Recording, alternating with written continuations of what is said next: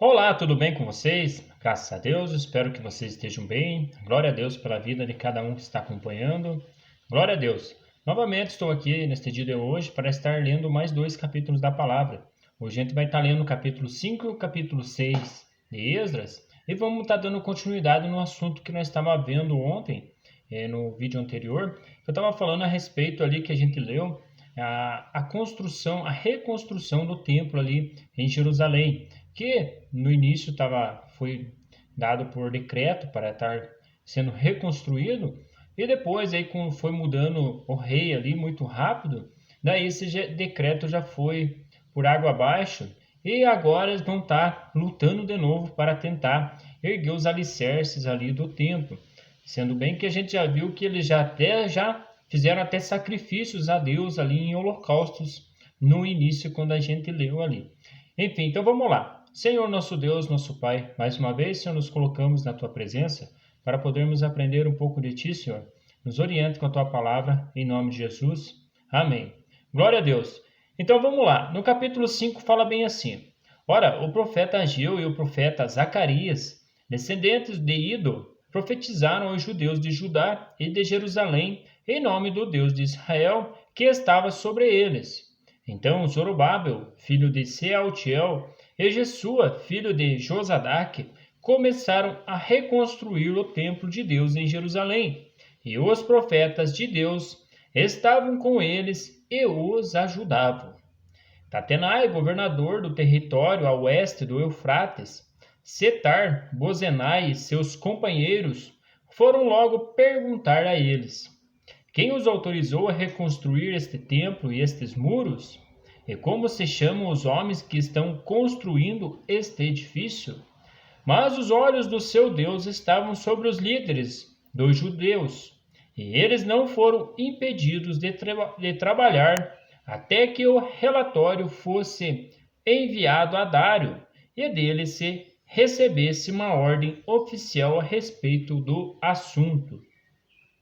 Esta é uma cópia da carta que Tatenai, governador do território, situado a oeste do Eufrates, Setar-Bozenai e seus companheiros, os oficiais do oeste do Eufrates, enviaram ao rei Dário. O relatório que lhe enviaram dizia o seguinte: ao rei Dário, paz e prosperidade. Informamos ao rei que fomos à província de Judá, ao templo do grande Deus. O povo está reconstruindo com grandes pedras e já estão fixando as vigas de madeiras nas paredes. A obra está sendo executada com diligência e apresentando rápido o progresso. Então perguntaram aos líderes quem os autorizou a reconstruir este templo e estes muros. Também perguntamos os nomes dos líderes deles, para que os registrássemos para a tua informação. Enfim, eles foram levantar a questão ali para o rei Dário, para ver o que ele falava a respeito deste assunto. Tanto é que eles já tinham, através de Artaxerxes, eles já tinham levantado um decreto que não poderiam estar reconstruindo. Mas enfim, enquanto ali, digamos, Deus permite todas as coisas, e agora, a hora que chega esse camarada aí, esse Dário, vai levantar um decreto ali, a gente vai ver o que vai acontecendo aí para frente. Esta é a resposta que nos deram. Somos servos do Deus dos céus e da terra, e estamos reconstruindo o templo, edificado há muitos anos, templo que foi construído e terminado por um grande rei de Israel. Mas visto que os nossos antepassados irritaram o Deus dos céus, ele os entregou nas mãos dos babilônios, Nabucodonosor, rei da Babilônia, que destruiu este templo e deportou o povo para a Babilônia. Contudo, no seu primeiro ano, como rei da Babilônia, o rei Ciro emitiu um decreto ordenando a reconstrução desta casa de Deus.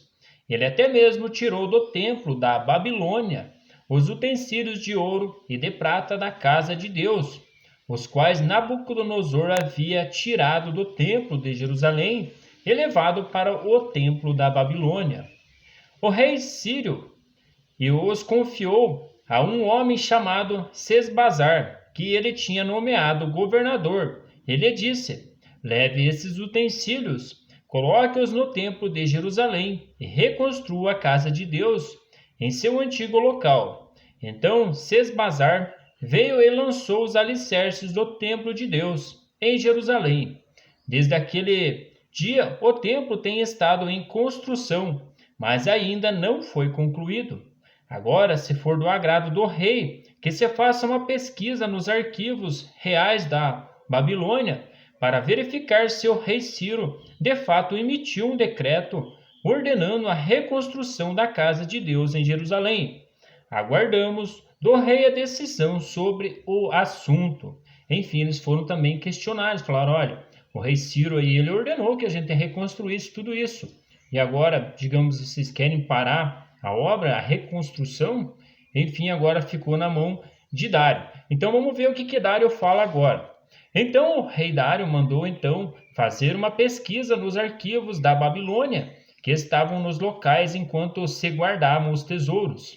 Encontrou-se um rolo na cidade de Ebectama, na província da Média, e nele estava escrito o seguinte, que Dário comunicou. No primeiro ano do seu reinado, o rei Ciro promulgou um decreto acerca do templo de Deus em Jerusalém, nesses termos, que o templo seja reconstruído como local destinado à apresentação de sacrifícios e que se lance os seus alicerces. Ele terá 27 metros de altura e 27 metros de largura, com 3 carreiras de pedras grandes e uma carreira de madeira. O custo será pago pela tesouraria do rei, e os utensílios de ouro e de prata da casa de Deus que Nabucodonosor tirou do templo de Jerusalém e trouxe para a Babilônia serão devolvidos aos seus lugares no templo de Jerusalém.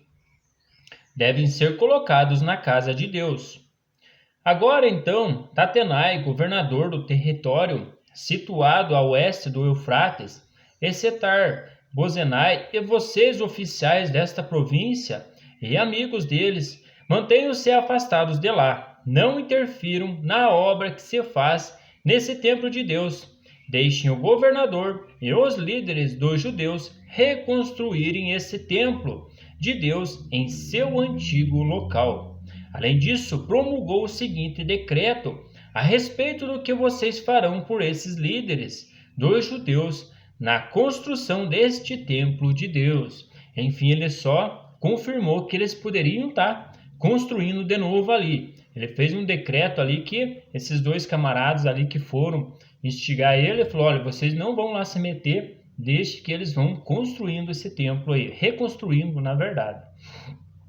As despesas desses homens serão integralmente pagas pela tesouraria do rei, do tributo recebido do território a oeste do Eufrates, para que a obra não pare, e o que for necessário, novilhos, carneiros, cordeiros para os holocaustos oferecidos ao Deus dos céus, e trigo, sal, vinho e azeite, conforme for solicitado pelos sacerdotes em Jerusalém, tudo deverá ser entregue diariamente a eles, sem falta, para que ofereçam sacrifícios agradáveis ao Deus dos céus e orem pelo bem-estar do rei e dos seus filhos. Olha aí, o rei pediu até que orem por ele e pelos filhos dele. Além disso, determinou que se alguém alterar este decreto, atravessem-lhe o corpo com uma viga tirada de sua casa e deixe-no empalado, e seja a sua casa transformada num monte de entulho, que Deus que fez o céu, o nome ali habitar, derrube qualquer rei ou povo que estender a mão para mudar este decreto ou para destruir este templo de Jerusalém. Eu, Dário, o decretei que seja plenamente executado. Ali ele colocou até uma condição, se alguém fosse querer interromper essa questão aí de estar reconstruindo o templo, tanto é que ali tinham de até fornecer os animais para sacrifícios, e se precisasse de algum alimento também eles tinham de estar fornecendo. Enfim, aí eles vão dar continuidade neste templo aí. Tendo recebido o decreto do rei Dário, Tatenai, governador do território situado a oeste do Eufrates, Setar-Bozenai e os companheiros deles o cumpriram plenamente. Dessa maneira, os líderes dos judeus continuaram a construir e a prosperar, encorajando-os pela pregação dos profetas Ageu e Zacarias, descendentes de Ido. Eles terminaram a reconstrução do templo conforme a ordem do Deus de Israel e os decretos de Ciro, de Dário e de Artaxerxes, rei da Pérsia. O templo foi concluído no terceiro dia do mês de Adar, no sexto ano do reinado do rei Dário. Então o povo de Israel, os sacerdotes, os levitas e o restante dos exilados celebraram com alegria a dedicação do templo de Deus. Para a dedicação do templo de Deus, ofereceram 100 touros, 200 carneiros, 400 cordeiros e como oferta pelo pecado de todo Israel, 12 bodes, de acordo com o número das tribos de Israel. E organizaram os sacerdotes em suas divisões e os levitas em seus grupos para o serviço de Deus em Jerusalém, conforme que está escrito no livro de Moisés. Agora eles vão até estar fazendo uma celebração da Páscoa, a gente vai estar acompanhando. No 14º dia do primeiro mês, os exilados celebraram a Páscoa. Os sacerdotes e os levitas tinham se purificado, estavam todos cerimonialmente puros.